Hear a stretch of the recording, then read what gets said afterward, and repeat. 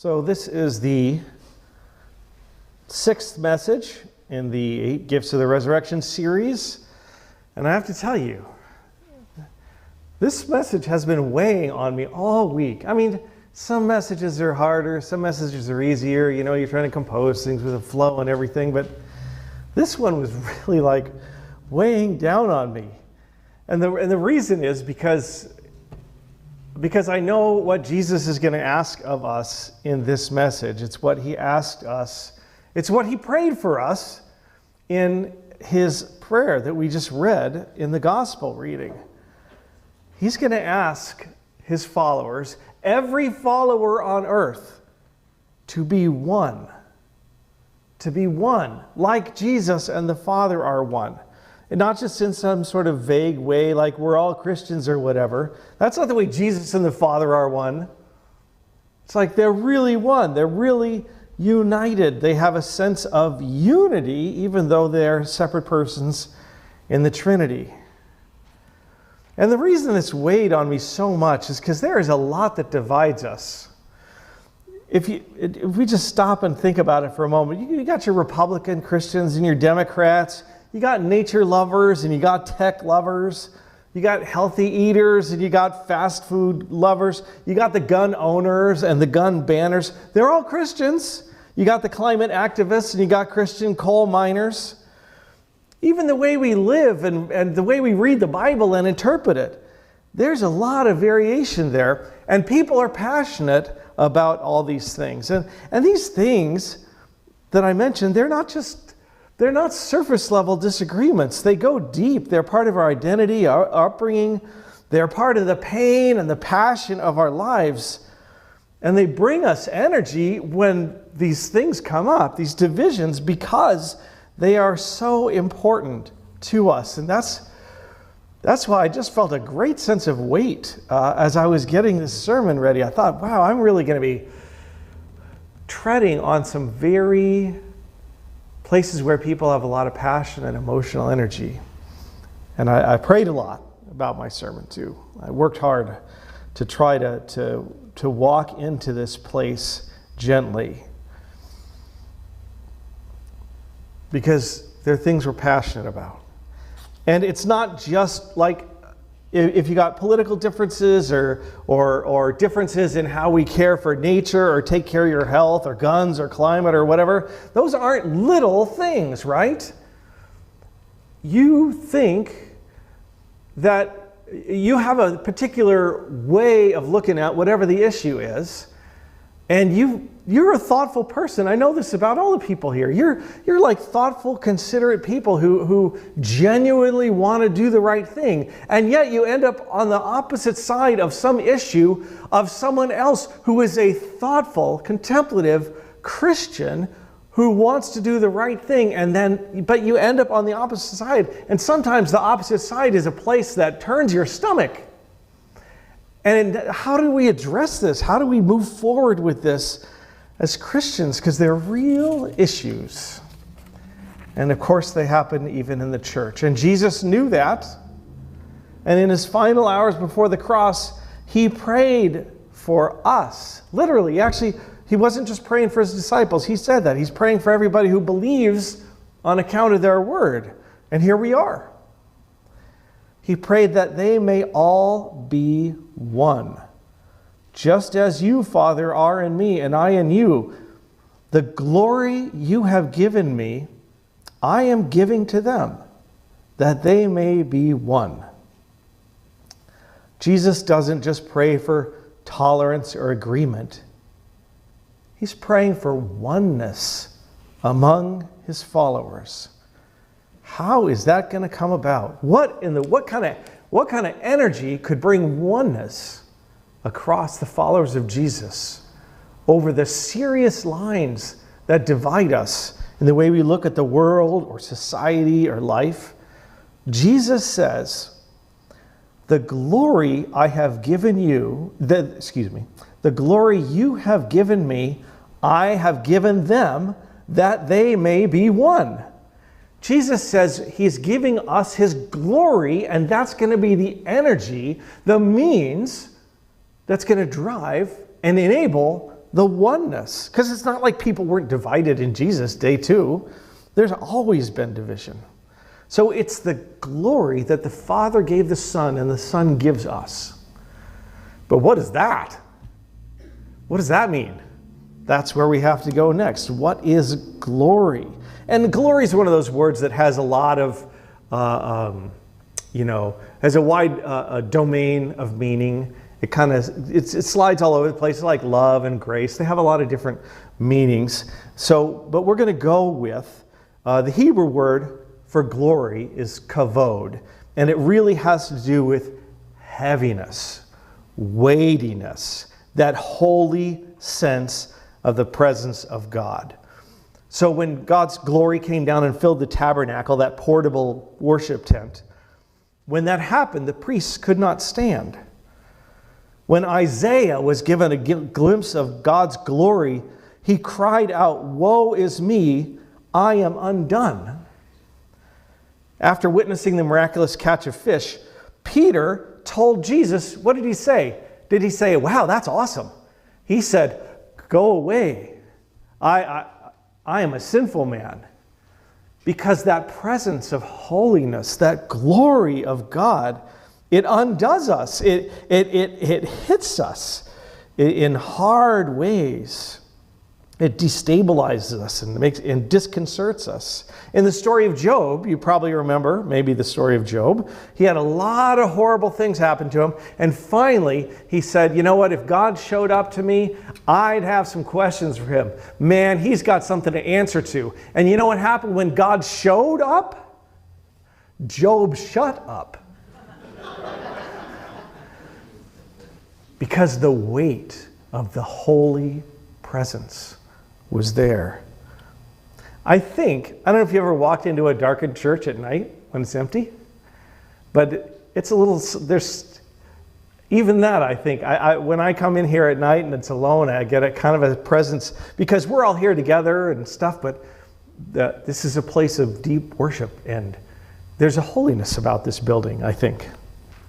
But it's that sense, that's the weight of God, the weight of God's presence, the holiness. And then the thing is this, here's the astonishing thing. Jesus says that glory that the Father gave to him, the weighty presence of God, the presence of God whereby Peter said, "Go away, I'm not fit to be around you." Jesus says he's given that same glory to us. But there's one thing. There's one difference. It's a glory that's revealed in the death and resurrection of Jesus. That's the true, utter holiness of God. That otherworldly love and power is revealed most thoroughly in the forgiveness and grace shown to us in Jesus Christ.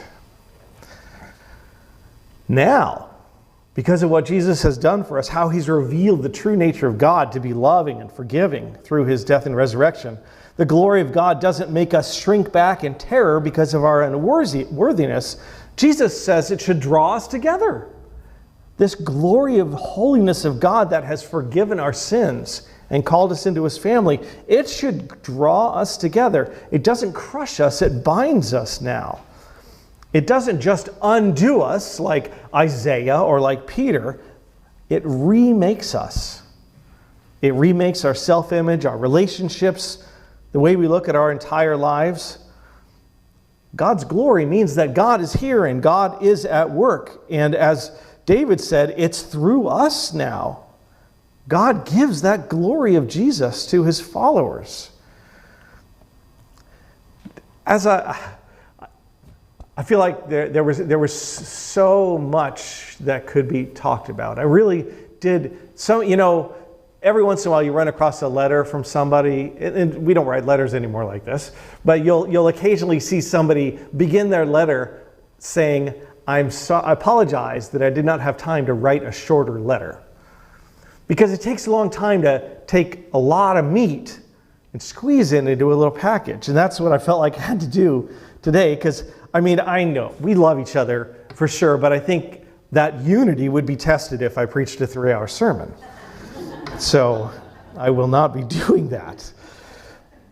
Thank you.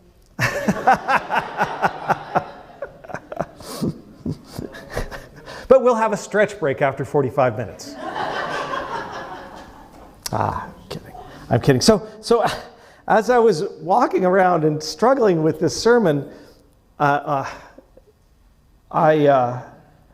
realized that this sermon itself, it's a holy moment. That I was struggling so much because I was trusting completely in me to do what needed to be done here today. And that's not what's going on here. And I said to myself, this is a holy moment. And then I felt differently about it. I had something happen this morning. I parked in the church parking lot, way down at the end. Everybody says, where's your car? It's way down there, so you guys can all park close. It's my gift. So anyway, I showed up early, and I'm walking up through the parking lot, and feeling the pressure of this message. It still wasn't like all sewn up and, packaged up. Feeling the pressure, not sure what I wanted to say or how I wanted to say it. And then out in front, there was a homeless guy. Josh, turns out his name is. He had his bags and he was charging his cell phone and stuff. And you know what I thought when I was walking up the parking lot? I thought, what would you think if you were on your way? Remember, this is my work. What would you think if you were on your way to work and you saw someone like that you would have to interact with on your way in? You would think, I don't have time for this. That's what I thought. I'm not proud of it. Doesn't seem like a very pastoral thought. I don't have time for this. Seems more like the Pharisees who crossed the other side of the road, right? In the prodigal son. I thought to myself, I don't have time for this. And then I said those 5 words to myself. I thought of myself walking past the homeless guy, not knowing what's going to happen. I mean, maybe he's just going to go the other way. Maybe we're going to talk. Who knows? But what I thought to myself is, this is a holy moment. This is a holy moment. And it didn't change anything around except me. It opened up my heart. It reminded me that God is already here. God is already at work. God's working when I'm in the parking lot. God's working in your hearts this morning as you're getting ready for church. God's going to be in this building. I don't have to worry. And I was being invited to join God in his work. And I had a nice conversation with Josh. It took me like an hour, which I was happy to spend. And I felt very relaxed. And you know why I felt very relaxed? Because I said to myself, this is a holy moment.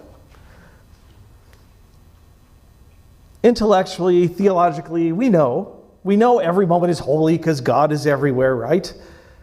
But we don't always intentionally make that holiness part of every moment. That glory that Jesus has given us, the grounding of our thoughts, words, and deeds in his grace and love. And I think the phrase, this is a holy moment, is the recognition of the glory that Jesus has given us. That glory that says we are an agent of love and redemption in the world. And I think that phrase is the beginning of the key to unity among his followers. Among both sides of the political aisle, on both sides of the environmental aisle, on both sides of the gun control aisle. This is a holy moment when you encounter that. So what do we do when a person who's across the table says something that makes us bristle, or makes our heart ache, or makes us feel like getting up and walking away or attacking? We stop as Christians and we say to ourselves, this is a holy moment. The glory of God is already present here. Part of my struggle was to be sufficiently contemplative and theological with something that I think is a great mystery, and also be sufficiently practical that you don't walk away going, oh, that was interesting. What do I do with it? And so what I want to do is give you 4 little steps to help promote this idea that Jesus was praying for you, that Jesus was praying for me, this oneness. The pathway to unity, that's what this is supposed to be, a gift of the resurrection. 4 steps, I think, when you feel that come up. Whether or not it's a little thing like, I don't have time for this, or it's a really big thing like, I don't even know if I can be around this person anymore. 4 steps. The first is to center on God's presence and grace. The second is to individuate the issue. The third is to get curious. And the fourth is to listen with empathy. These are all things that Jesus did with the people around him. And so if we learn to do this, we'll be mirroring Jesus. The first is to center on God's presence and his grace. Jesus said, the Father is always working, and I am always joining him in his work. And if he's giving us his glory, that means you and I are recognizing that Jesus is always working in our lives, in our relationships. And so if something comes up that like God can't be here, oh yes he can. And you'd better start just by acknowledging that before you engage anything.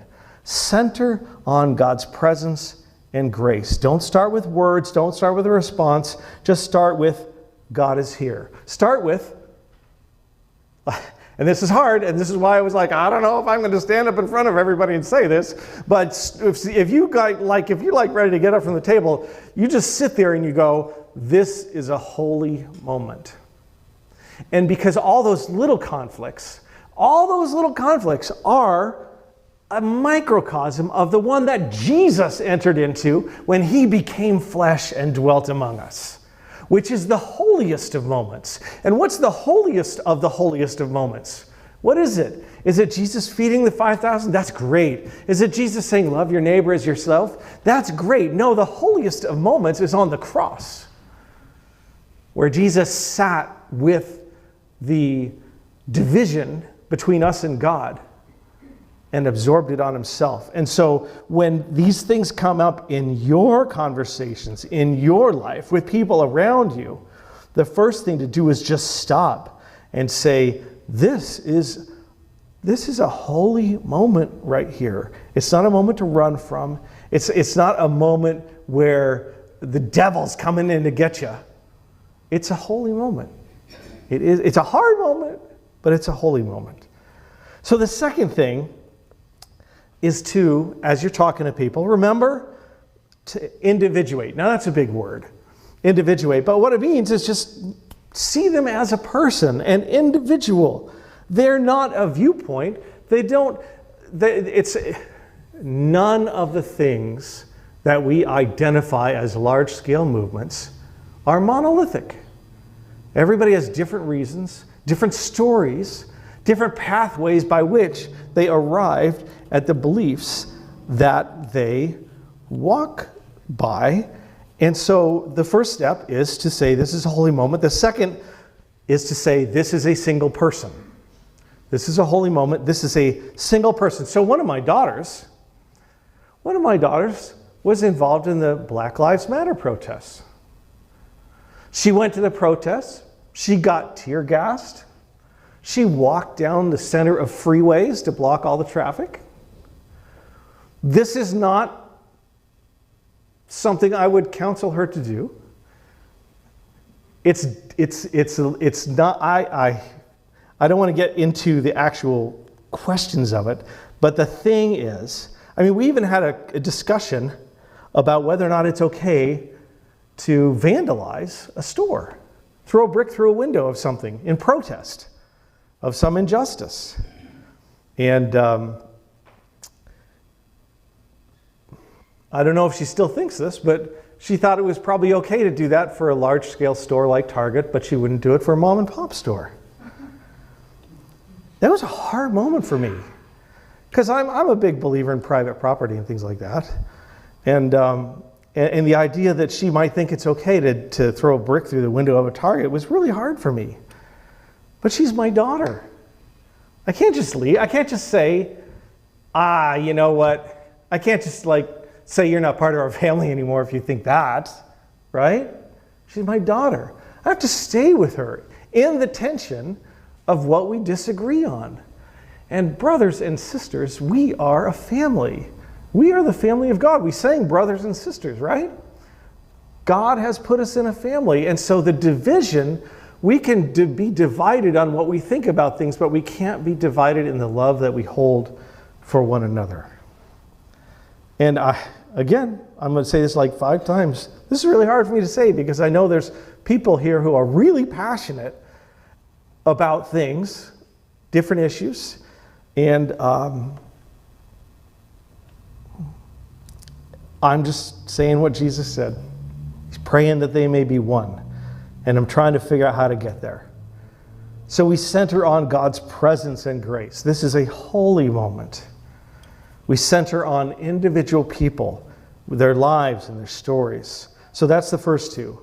Center on God, individuate the issue. And the third is to get curious. Get really curious and ask questions. How'd you get there? Why do you think that? What's going on with that? Not assume things about other people, but get to know that's the point of individuating. And then moving on to questions is you're like finding out what the actual person thinks. What this person in front of me thinks, not what they're associated with. So get curious, ask questions. Not rhetorical ones, not traps, not arguing, just how did you come to believe that? Tell me say this. Tell me your story. That's a pretty good question. I see this so different than you. Tell me your story. That's pretty good, I think. Help me understand how you see this. And then number 4 is to listen with empathy. Don't. So often when we're having a conversation, we are listening for ammunition to fire back with.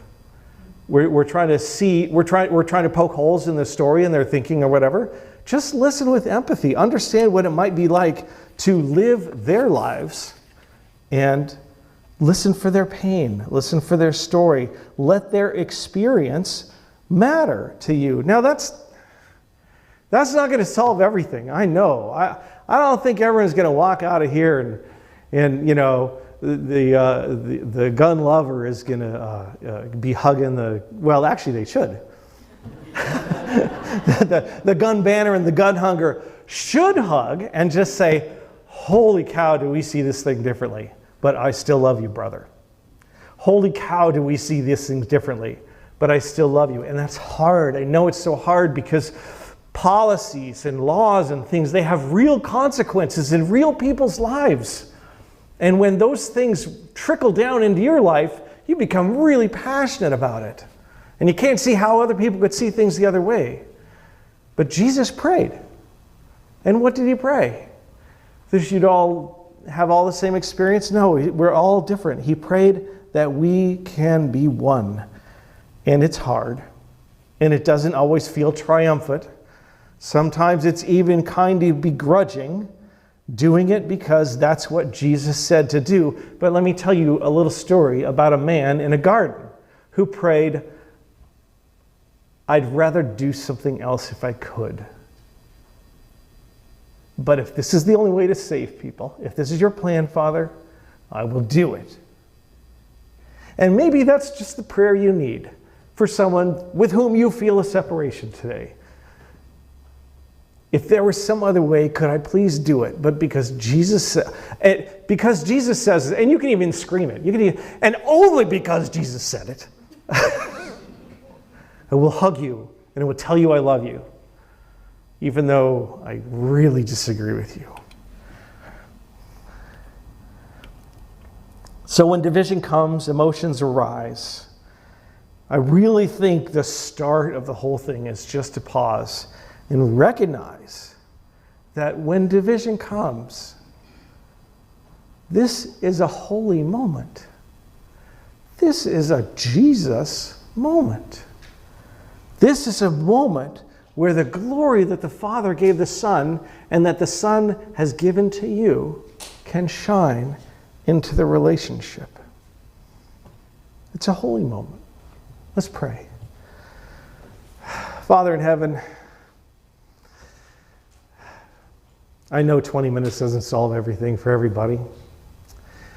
I know here in this room, here in our state, here in our country, and around the world, people have real, serious differences. People who want to do the right thing, who are trying their best to decide what the best course of action is and land in very different places. And it's hard. It's so hard to feel fellowship with them. And yet, you prayed for us to be one. And it is your glory that you give us to be able to be one in the middle of all our differences. And so I want to pray for your church everywhere around the world, for your church in America, for your church in Oregon, for your churches in Salem, and for your church here at Resurrection, that we can be one, even as you and the Father are one. In Jesus' name, amen.